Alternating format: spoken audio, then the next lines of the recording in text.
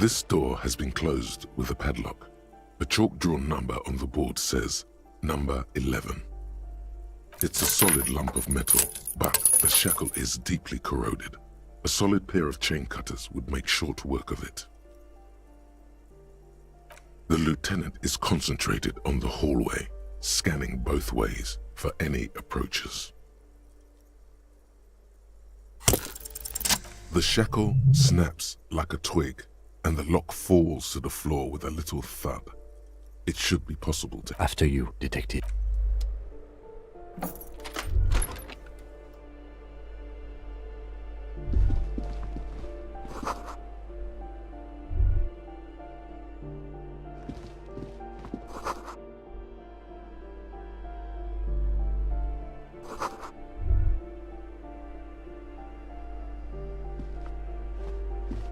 plaster cast bust depicts a middle-aged man with impressive sideburns.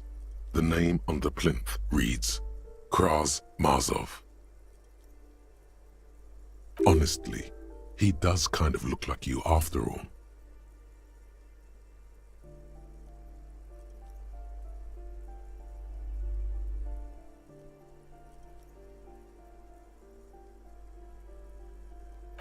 The white star, the photos on the wall. I think we have broken into the apartment of a young communard. How fitting.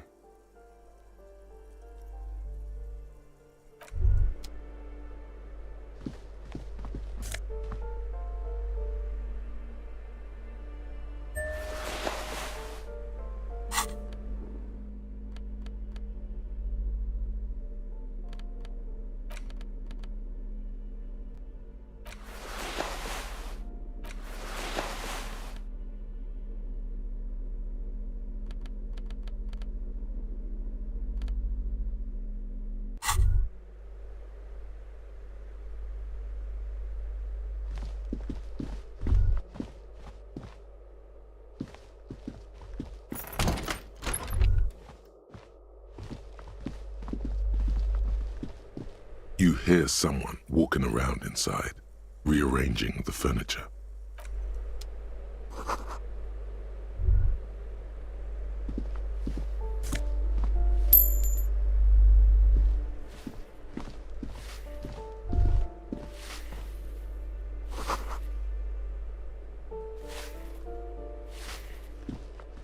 Give me a moment. The cold never does any good for my bronchitis. This woman's health is failing her. There's not much to do. Not in this damp. I'm fine. Fine. Don't you worry about me. You're still worried. It's very worrying. Now, what do you want from me, policeman? She's the cleaning lady. She knows the floor plan and the residence.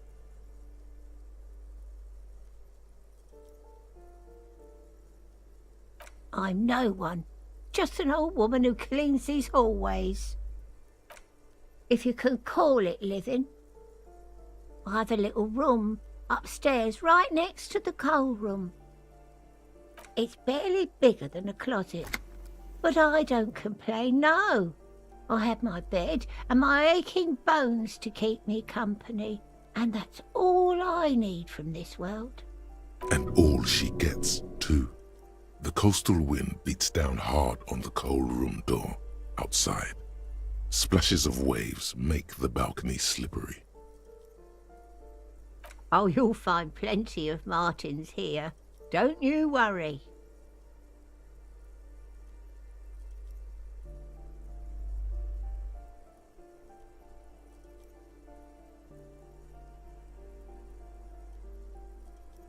Pea-brain, someone played a trick on you. Martin Martinez is a name for... Oops, you really didn't get the joke there. I thought it was obvious. Anyway, officer, we don't have the witness's name. Yes, I know who you mean. The scrawny boy who's always smoking like the devil, right? Somewhere in the building, a child starts crying. You hear a radio tuned to a talk show and someone taking a shower. What's he in trouble for?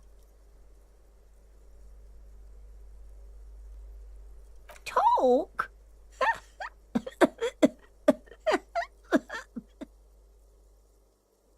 He lives upstairs in room 28. Go to the balcony. It's one of those doors there. He's usually home in the evening. Thank you. We should go check out his apartment on the balcony. See if he's home. Ask away, policeman.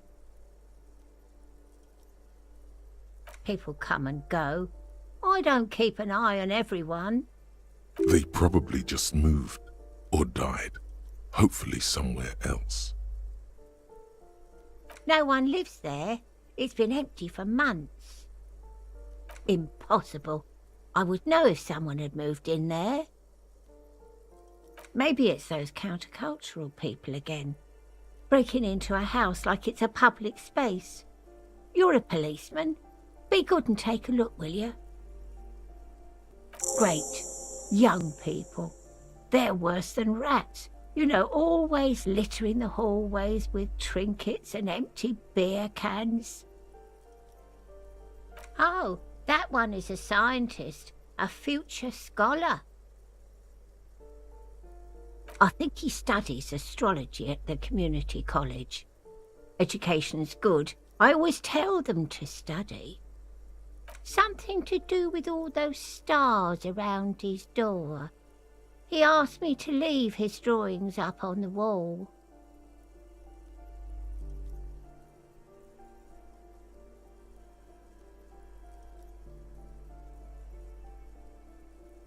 The symbol of what now?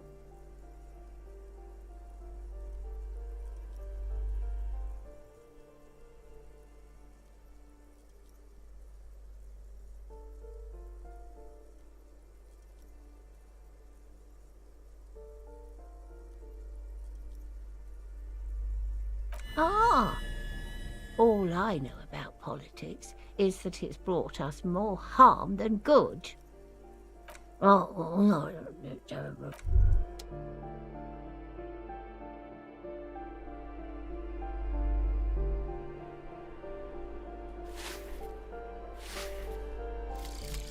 Rigorous self-critique.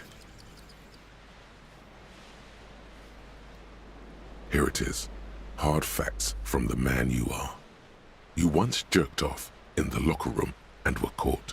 You held a young woman by the arm and kept her in your apartment for 20 minutes against her will. That's right.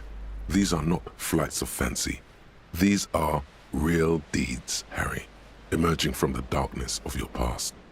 You tried shooting a fleeing suspect in the foot, but hit him in the pelvis, crippling him for life. And, above all, you let life defeat you. All the gifts your parents gave you, all the love and patience of your friends, you drowned in a neurotoxin. You let misery win, and it will keep on winning till you die, or overcome it.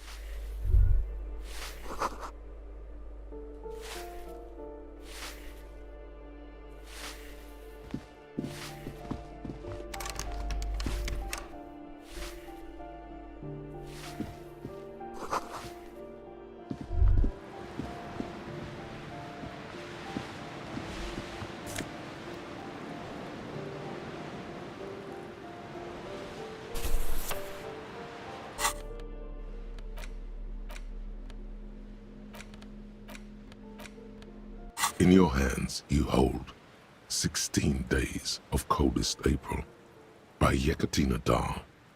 The cover image shows a row of concrete apartments above which span a black and white rainbow. Indeed, the book is unusually heavy in your hands, as though the cover were lined with lead. It would do that in Grad. You flip through the book. The pages are thinner than you realized, and the type quite small and tightly set. It's nearly 600 pages long. Real art is dense and difficult. If it didn't feel like you had to wrestle a suicidal bear to get through it, you weren't really reading. The back cover is dominated by a black and white photograph of the author. She can't be much older than her mid-30s in this photograph, and yet, from this cover, the eyes of a sad old woman stare back at you. In cold, detached prose, the author describes a scene from one of the Yugoslavia riots in the 20s. Youths overturned motor carriages and set trash cans ablaze, while heavily armored guardsmen dash in and disperse them in a flurry of baton blows. The Yugoslavia riots took place from 27 to 29. Fueled by ethnic unrest and the state's repressive tactics, these events are often seen as marking the end of a brief period of liberalization known as the Yugoslavia Spring. Like all such periods, it is frequently memorialized in art and literature. As ethnic tensions run wild, a pair of young lovers meet each other on the street. Somehow, in the middle of all the chaos, they manage to lock arms and look into each other's eyes. It would physically hurt you to keep reading. Are you sure?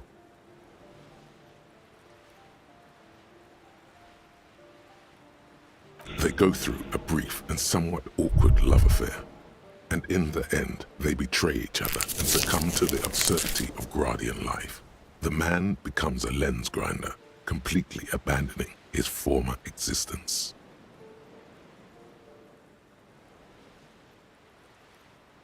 He toils through the daily drudgery at the Lenka polyfabricate. Happiness and fulfillment have eluded him his whole life.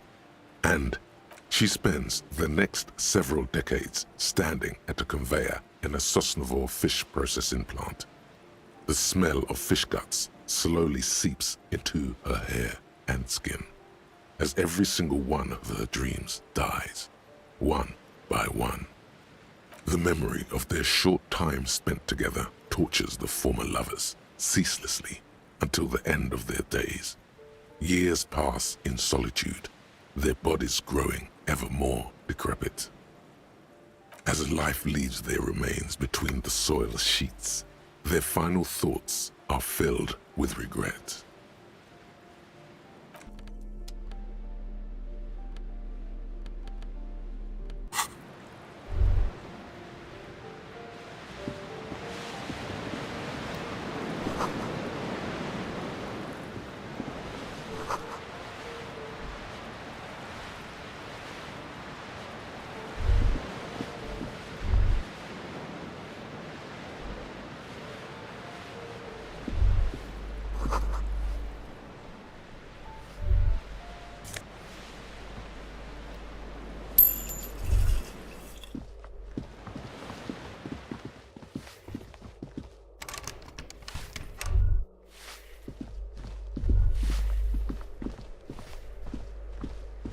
You hear someone walking around inside.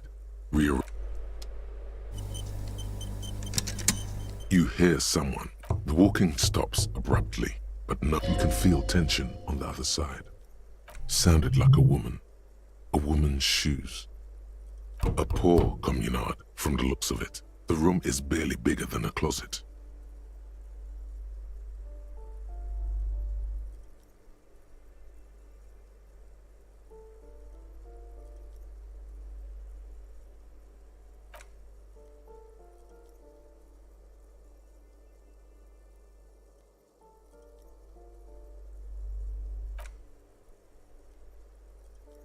Let's go.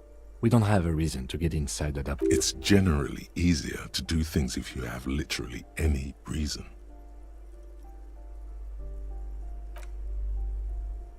You have plenty of reason to enter.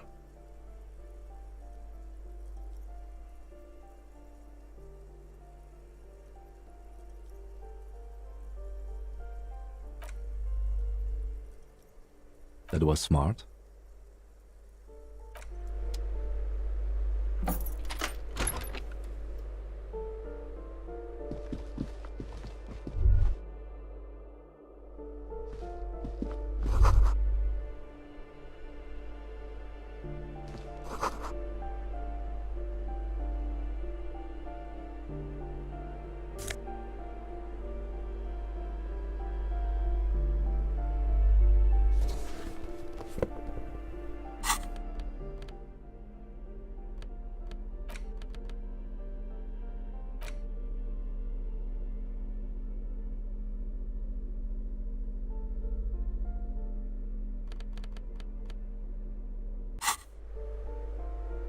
Satisfied?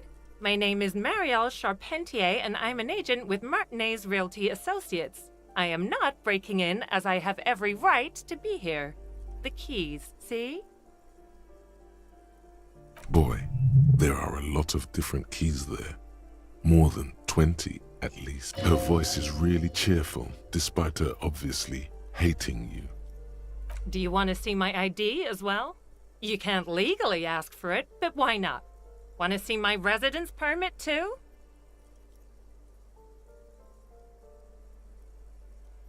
It feels flimsy in hand, with the words Revachol Zone of Control written under a nondescript municipal logo. There's a picture of her with shorter hair inside, along with all her personal details. Thank you. Do you have any questions? I need to be back in Midtown in an hour. I need to get it ready for the next lease, but as you can see, the previous tenant completely trashed the place. It was some kind of a moribund old man who used to be a business owner. You'd think they'd make rent. A sudden serious look crosses her face. This story didn't have a happy ending. But that was months ago. Anyway, was there anything you wanted, or is that it? I'm in a hurry. Oh, that's another huge mess. The former tenant owes us 3 months of rent. 3.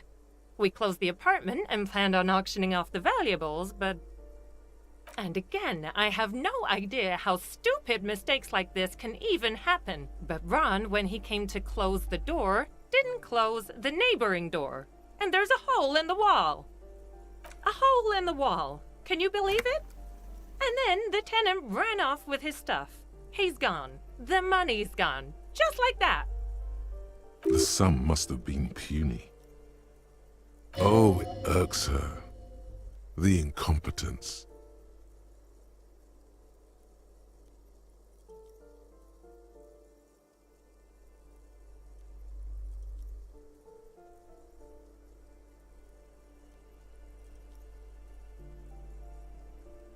Well, it does not disappear from my hands. No, I don't let it.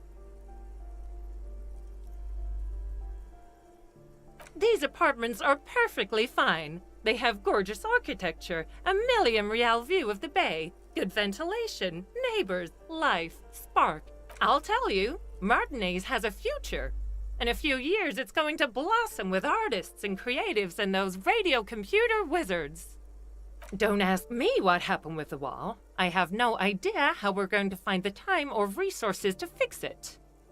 Both apartments are now unrentable. Both. Of course.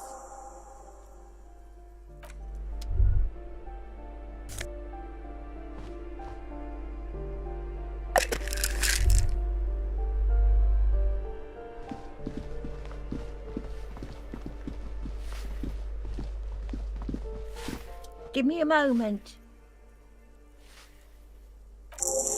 I see. I hope some good people are finally going to move in. This place needs them.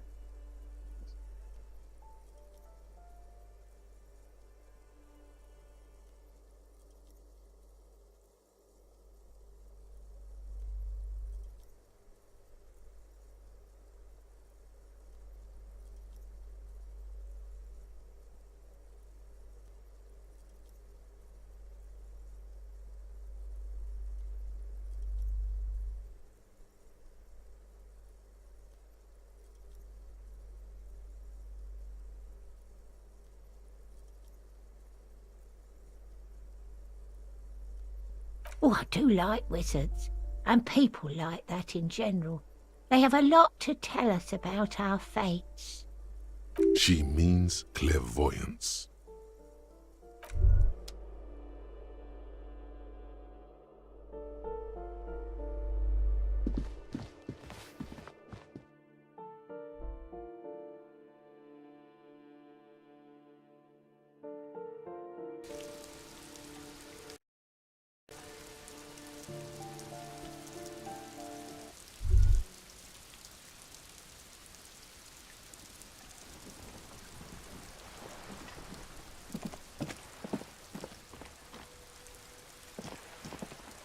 The streets will flow red once more, a great torrent rushing down Rue de Esperance. You wait and see. The streets will not flow red with anything. Who are you? I'm Cindy the fucking Skull. What else do you want to know? Date of birth, blood type, the last time I was tested for Hep C.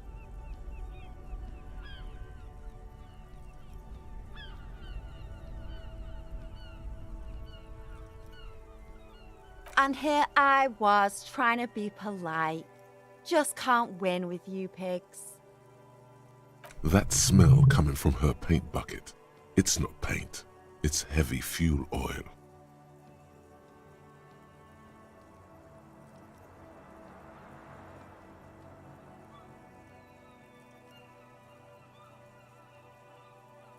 She turns her head to face the coast and nods disdainfully toward Joyce, performing maintenance on her boat. Hatred, disgust, it's difficult to tell which of the two is more present in her girlish features. The woman on the boat does not notice her staring. That is on her. Someone's got to keep an eye on her. Ozon is an archipelago 2 days' travel away from Rivershore. Its moneyed residents, used to posh restaurants and upscale boutiques, rarely have reason to visit Martinez. On a first-name basis with her, are we? Piggy's moving up in the world.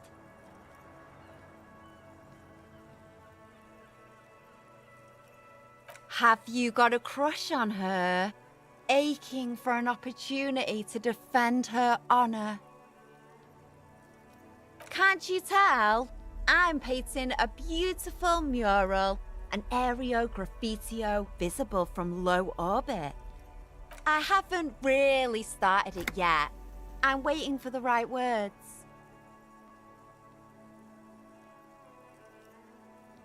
Have you ever tried your hand at graffitio?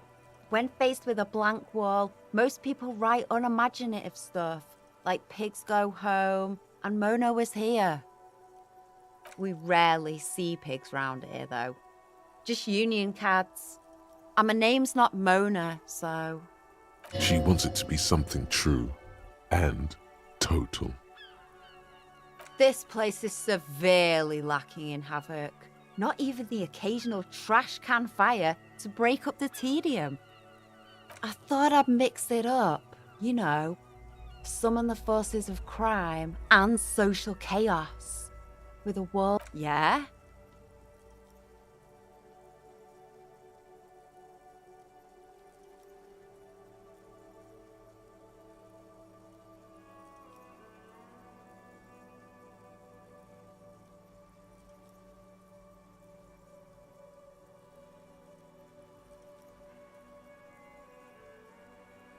Let's be realistic. What are you going to do? Throw her off the balcony? You heard your partner, Piggy. I'm unstoppable. I ain't no snitch, Pigstein. Go forth and forage in someone else's shit. No shortage of squealers in these parts. Actually, there is a shortage of people who talk to us in a normal, calm, informative manner. We weren't put on this earth to make your life pleasant, fucko.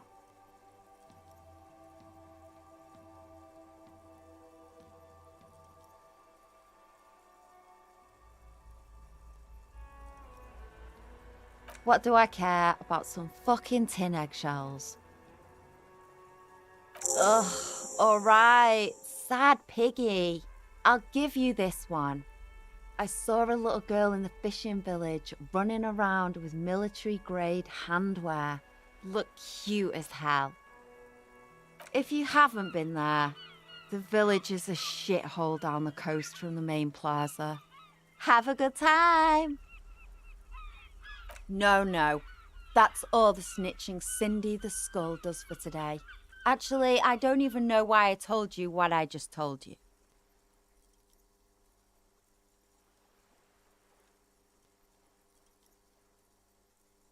I have a weakness for animals. It's the animal thing again.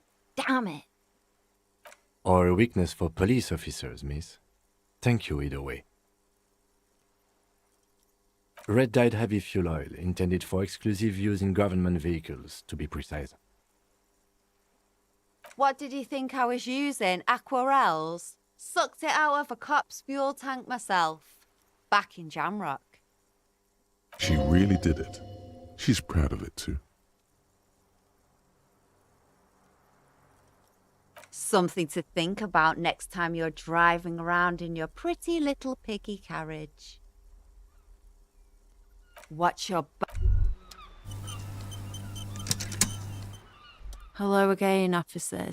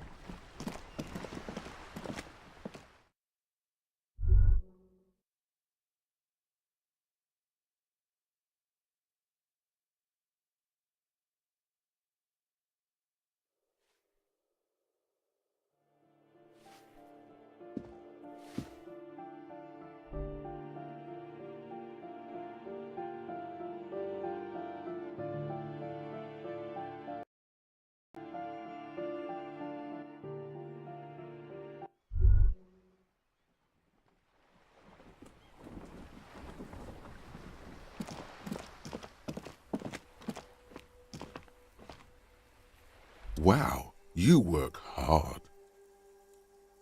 Oh, yes, you hustle. You're a provider. It's tough out there, but you keep it real and provide. Look at yourself. You're a human pedometer. You must have walked 200,000 steps down cracked asphalt, mosaic, sand, and linoleum after you re-emerged. That is the sign of a hustler who never gives up. The world is harsh and people are evil. You didn't make it that way, and you won't let it break you. You ride. Oh, you do. You make money. You got gills, baby. Meaning those black papers with the faces of the innocents on them. You bring in the Franco-Negros and the Solas. It ain't easy, but you do it. Day in and day out. You didn't make the rules, but you won't lose. You're a cop and a sprinter and a money printer.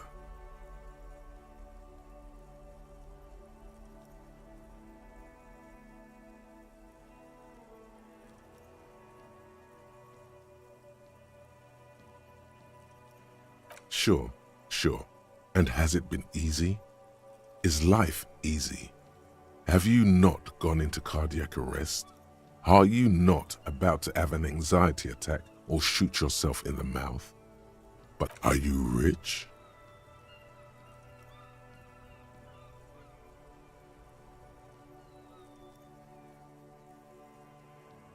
Get out of here. You're a pauper. You work harder than anyone. Almost rode yourself to the grave, and you're still practically a hobo. Why is that?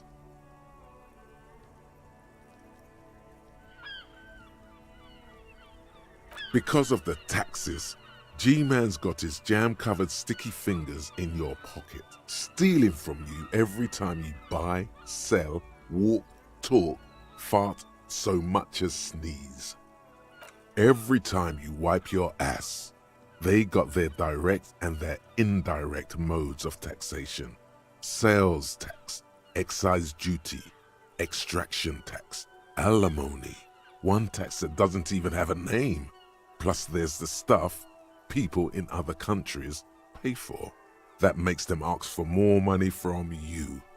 Here, total tax duties add up to 98% of all your money.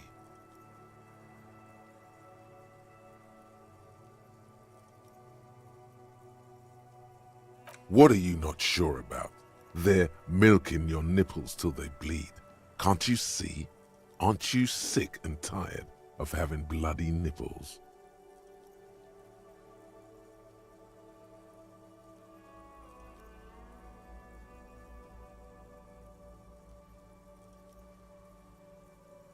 What are you, a racist? Don't be a racist. Be a cool immigrant, ultra-liberal free market advocate. Ride or die. Keep it street.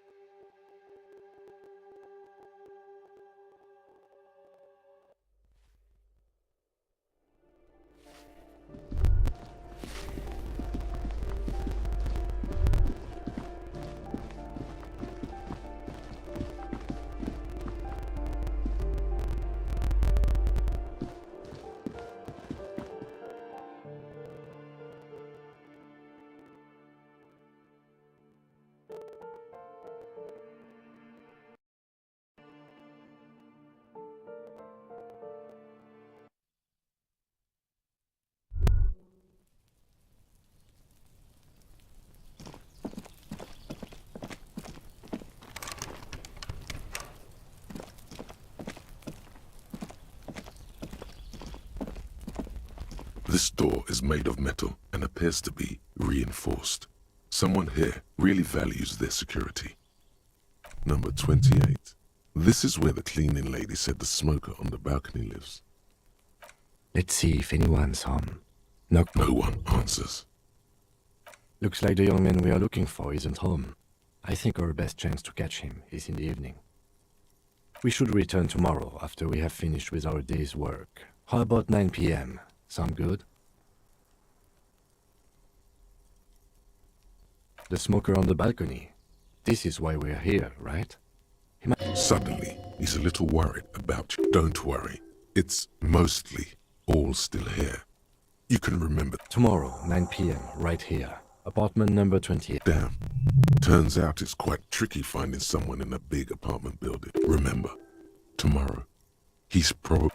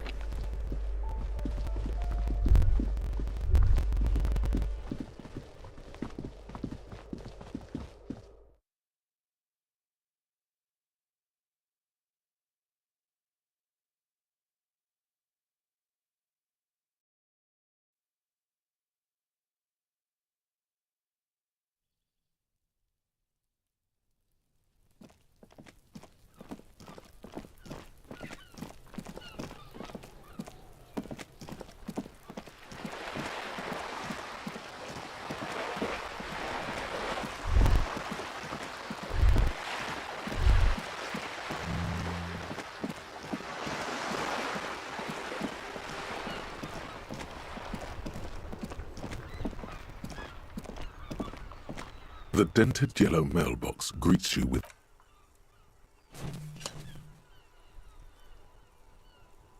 The box seems happy.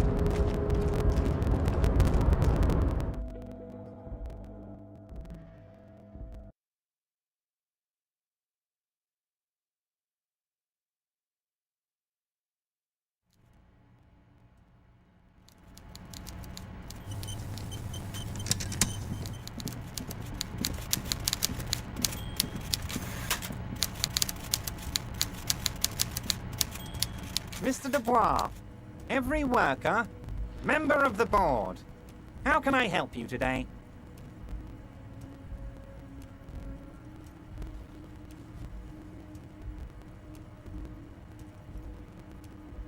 Are you shitting me, Harry? Did you not really open the door and are now just telling me you did? You're a wild one, Harry.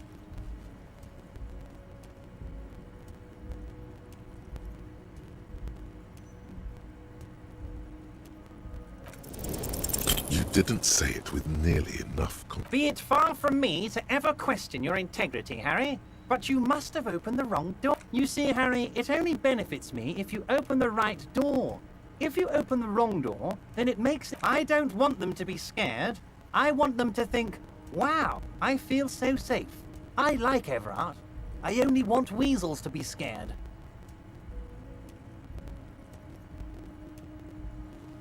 The lieutenant, he means, fuck it, let's open the door then.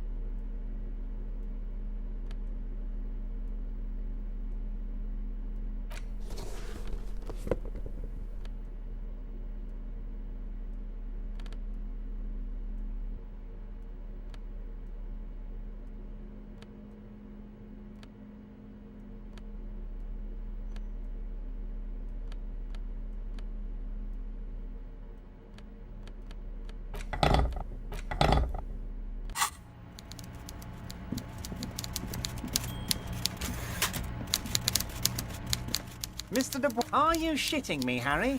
Did you not really open the door and are now just telling me you did? You're a wild one, Harry.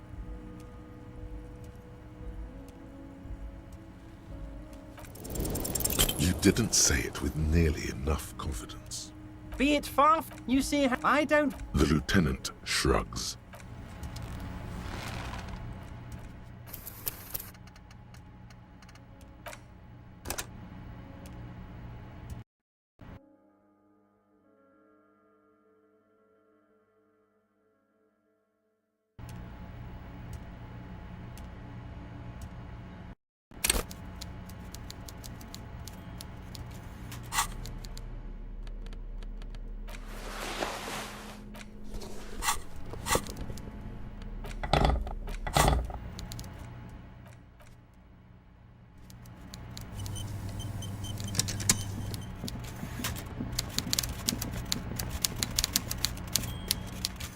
Are you shitting me, Harry? Did you not... Good. Now take it a bit further. Take it home. I bet it was, Harry. But seriously, what did you see in his apartment? A guy who has antagonized the Union in a Union-run town? Maybe it's political.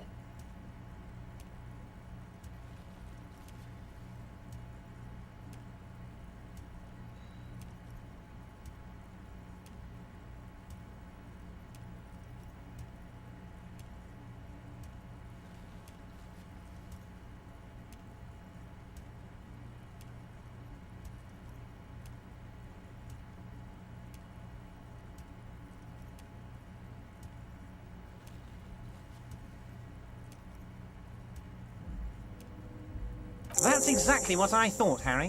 What a weasel. And for the record, I was only curious, not testing you. He was testing you. You succeeded. Thank you, Harry. You have shown me that the Barders Union and the Citizens Militia can indeed work together. Now, let's cut down to brass tacks.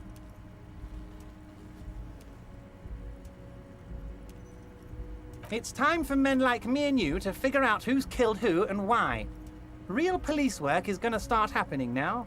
I promise you, Harry, this is gonna be good. By now, I'm sure you've figured out who the dead man was working for. The bad guys. Wild Pines. Sent to scare us. Another violent measure of the top hats against us flatcaps. Harry, this strike is the culmination of many, many mistakes made by the Wild Pines group. They tried to shut the strike down by sending in armed mercenaries. You mean our victim? A security contractor? Can you imagine that? Workers standing in peaceful protest, united in the spirit of fellowship, and they send hired killers to mow us down with machine gun fire? He performs a motion as if spraying bullets from a machine gun. I'm talking beasts. Hardened killers from proxy wars in Yisut, Semenine, Saramaritsa, you name it, they've done it. Raping, killing, burning villages, killing little children for the Senorita Pineapple Company, Harry. Everything they did there, they brought over here. They want to turn Revachol into a third world slum. Honestly, the only thing they didn't do is kill the village elephant. No, Harry, the elephant is metaphorical and so is the village, but the mercs and their brutality are very real. Now, I haven't personally witnessed the brutalities out there. I have the luxury of staying in my container, you see. If I need to go somewhere, they just move my container. Yes, I'm an old man, Harry. My legs aren't what they used to be. They lift my office with that big crane. It's actually very fun. You should try it. But enough about me and my fun container. The killers the company hired, I think there were 3 of them, all hardened commando types. One of them got downright suicidal, getting drunk, violent, a little rapey. Even their own negotiator couldn't control him. That's your boy, the one who likes hanging out and trees. By negotiator, you mean Joyce? Harry, what you need to realize is, we dock workers are not pushovers. We got grit, Harry. This whole neighborhood does. Push us hard enough and we push back. And when we do, we push to kill. Potentially, Harry, potentially. We got arm wrestling champions, rowing club people, ex-coal miners, tough guys, all ready to spring into action for their home base. There's a militant wing inside the Union. A group of people whose duties don't involve manual labour, but peacekeeping in the neighbourhood, making sure everything runs smoothly. That sounds a bit like organized crime. They're like you guys. Idealistic people who want to make sure bad things don't happen. And if they already have, well, punishment must follow. Again, that sounds like organized crime. So these idealists killed our victim? One day Titus Hardy, leader of this peacekeeping faction, comes up to me and says, "Boss, socialist democratic fervor drove us to take it upon ourselves to kill this beast that was burdening the land." He probably worded it differently, but that was the idea. Sure sounded to me like they killed him. I gave them 2 weeks paid leave and told them to lay low to avoid retaliation. Aren't you worried we might arrest them for this? Oh, I'm not at all worried about that. These are not the kind of men who get arrested. They're Martinez boys, tough and gritty. I'd like to see the man who takes them in. Besides, I sent my lawyer girl to look after them. If he's just boasting, then it sure doesn't feel like that to you. He's not worried.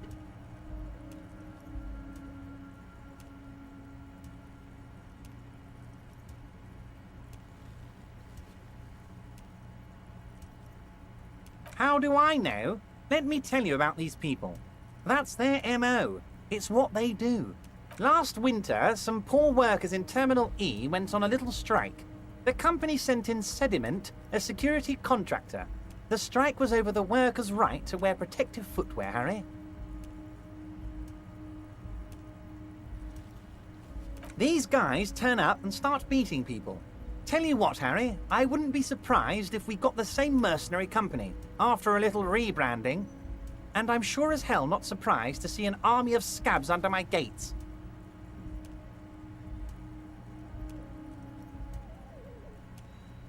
So you believe the scabs were organized by the security contractor? You said it. Hell, one of those guys looks big enough to take down that proverbial elephant. Boys like that don't just happen